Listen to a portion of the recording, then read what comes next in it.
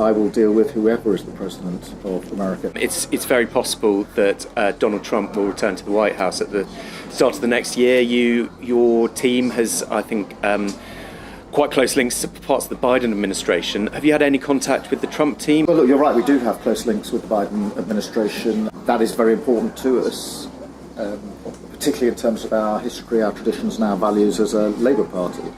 But ultimately, later this year, it falls to the American people to decide who they want as their president, and I will deal with whoever is the president of America. The special relationship, the long-standing relationship that we've had, not least on nuclear deterrence, is far stronger than the identity of the next president of the US.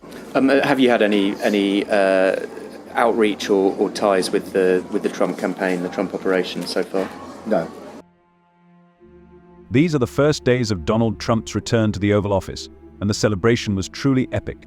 The event brought together celebrities including Nigel Farage, prominent American allies, and even several European leaders. But one notable absence catches the eye: British Prime Minister Keir Starmer. This is not just a minor oversight, it is a clear signal that everyone understands. Trump has never hidden his contempt for Starmer and his policies. Over the years, Starmer has also not held back, openly criticizing Trump's controversial statements and his global decisions.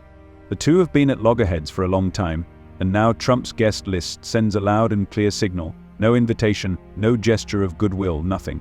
Why is this so important? It's not just a matter of wounded pride.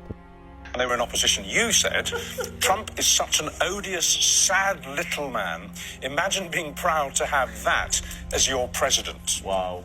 How would you deal with President-elect Trump, who has a very long memory for stuff like that? Well, two things. Firstly, the Prime Minister, the Foreign Secretary have been working hard to build a relationship with President Trump and his team, so that in the event that he is elected as the next President of the United States, we start with the strong working relationship. Oh, wedge straight in. What have you done? What have you done, son? That face of many others as well in that Labour Party. Oh. This apparent disregard could point to something much more serious: a potential rupture in the long-standing special relationship between the United States and Britain. As for the Trump administration, it will get confused almost every day because of what the president will say, or because of what the White House will publish, or because of decisions that will distract attention from what the government wants to talk about.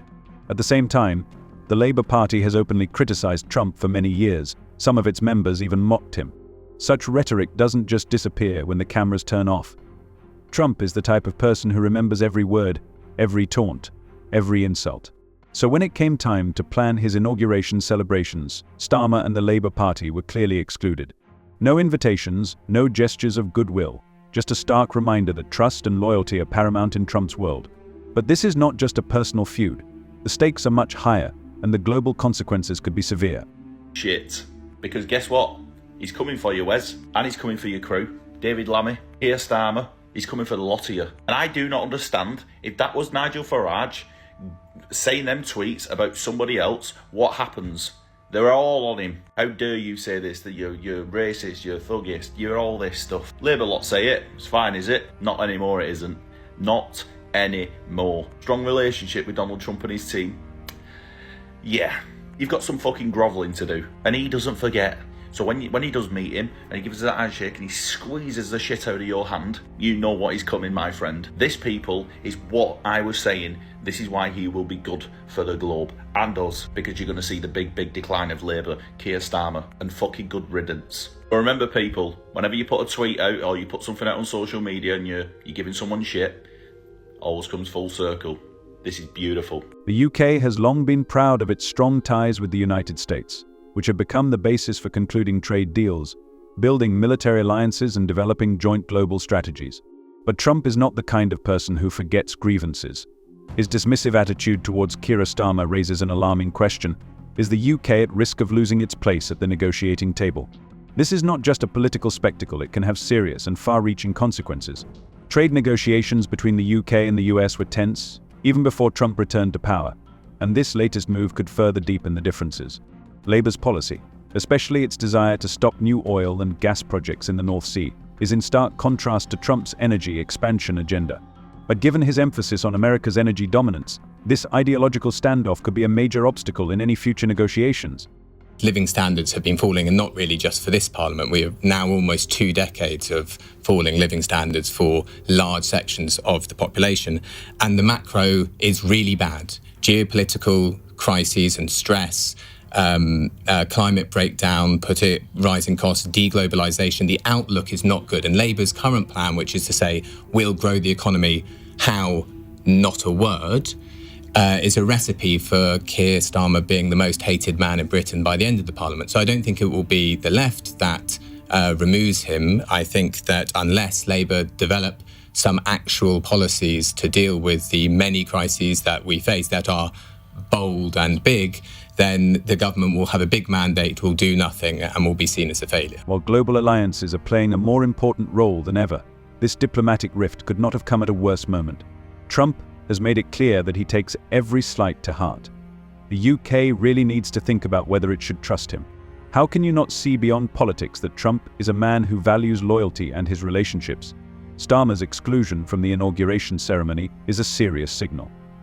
Trump is not ready to forgive and is not going to let Britain go easily.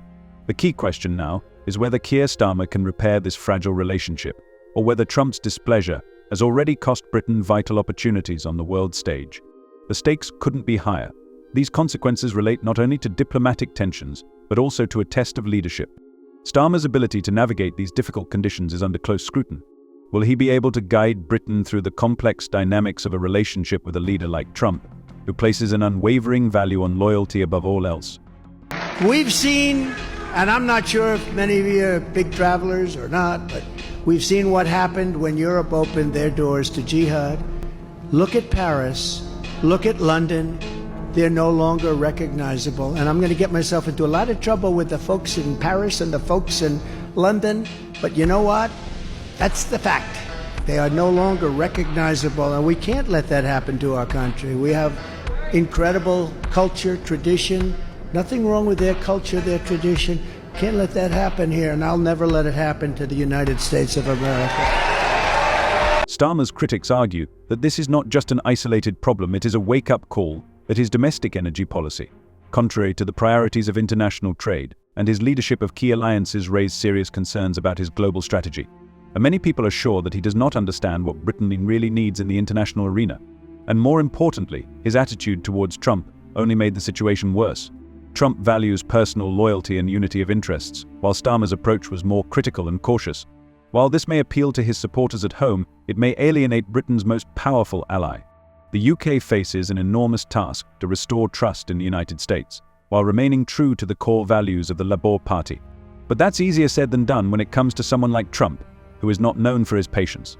Starmer and his team face an incredibly difficult task to prove that the UK can remain a reliable partner, despite the current tensions.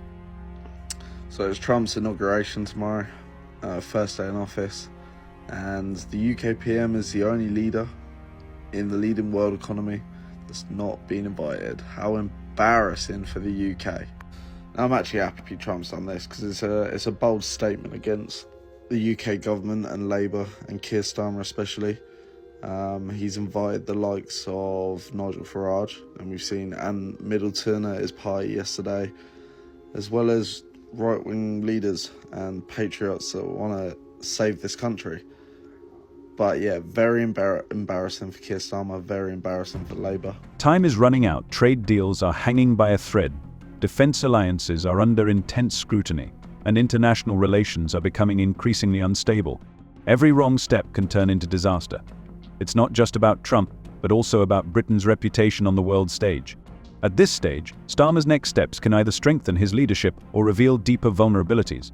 Will he be able to adapt to this difficult situation, or will this become another example of decisions that slow down development instead of moving it forward? His leadership is now being severely tested. The strained relationship with Donald Trump is not just a political sensation, it is a critical moment that could determine Britain's future for years to come. The stakes couldn't be higher. Every decision Starmer makes from now on will make a huge difference to the trajectory of the UK's global partnership. Trump's disregard wasn't just symbolic, it vividly highlighted how far apart their priorities really are. Share your thoughts in the comments. See you.